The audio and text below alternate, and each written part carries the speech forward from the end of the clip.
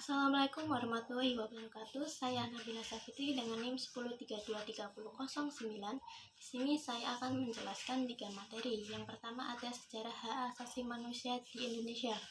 Sejarah hak asasi manusia di Indonesia itu telah melalui berbagai era, mulai dari zaman penjajahan hingga era reformasi saat ini. Nah, pada masa penjajahan ini itu banyak organisasi-organisasi pergerakan nasional seperti Budi Utomo dan Serikat Islam yang mulai menyuarakan hak-hak dasar manusia itu seperti kebebasan dan keadilan. Kemudian setelah kemerdekaan juga itu hak asasi manusia itu diatur dalam UUD 1945 khususnya pada pasal 27 sampai 34 yang menjamin hak-hak dasar warga negara itu seperti hak untuk hidup, kemudian kebebasan beragama, kemudian keadilan sosial. Nah, perkembangan hak asasi manusia di Indonesia itu juga tidak selalu mulus. Contohnya pada era Orde Baru itu banyak pelanggaran yang terjadi karena pemerintah itu menolak konsep HAM yang dianggap sebagai paham liberal barat. Kemudian pada era reformasi juga itu membawa perubahan yang signifikan dengan dikeluarkannya UU nomor 39 tahun 1999 tentang hak asasi manusia dan pembentukan Komnas HAM untuk melindungi dan mempromosikan hak asasi manusia di Indonesia. Kemudian materi yang kedua itu ada hak asasi manusia dan keadilan gender. Hak asasi manusia itu mencangkup hak-hak dasar yang dimiliki oleh setiap manusia tanpa diskriminasi termasuk keadilan gender.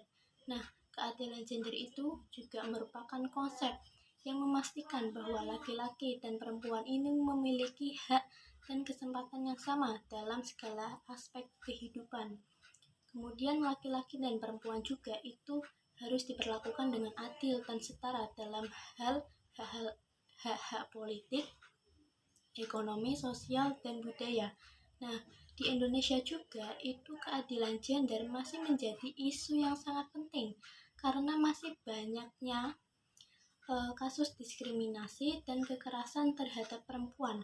Oleh karena itu, masyarakat dan pemerintah itu harus berupaya untuk mempromosikan keadilan gender dan melindungi hak-hak perempuan itu melalui berbagai kebijakan dan program. Kemudian materi yang ketiga itu ada negara, agama, dan hak asasi manusia. Negara, agama, dan hak asasi manusia itu memiliki hubungan yang sangat kompleks dan saling terkait, di mana agama itu menjadi sumber nilai-nilai kemanusiaan yang mendasari hak asasi manusia seperti kasih sayang, keadilan, dan kesetaraan. Kemudian di Indonesia juga itu berupaya untuk melindungi hak asasi manusia dan mempromosikan keadilan sosial berdasarkan nilai-nilai Pancasila dan UUD 1945. Nah, dalam hal ini juga negara diharapkan menjalankan perannya sebagai pelindung hak asasi manusia dan memastikan bahwa hak-hak dasar warga negara itu harus dihormati dan dilindungi tanpa diskriminasi berdasarkan agama, suku, atau jenis kelamin. Sekian, wassalamualaikum warahmatullahi wabarakatuh.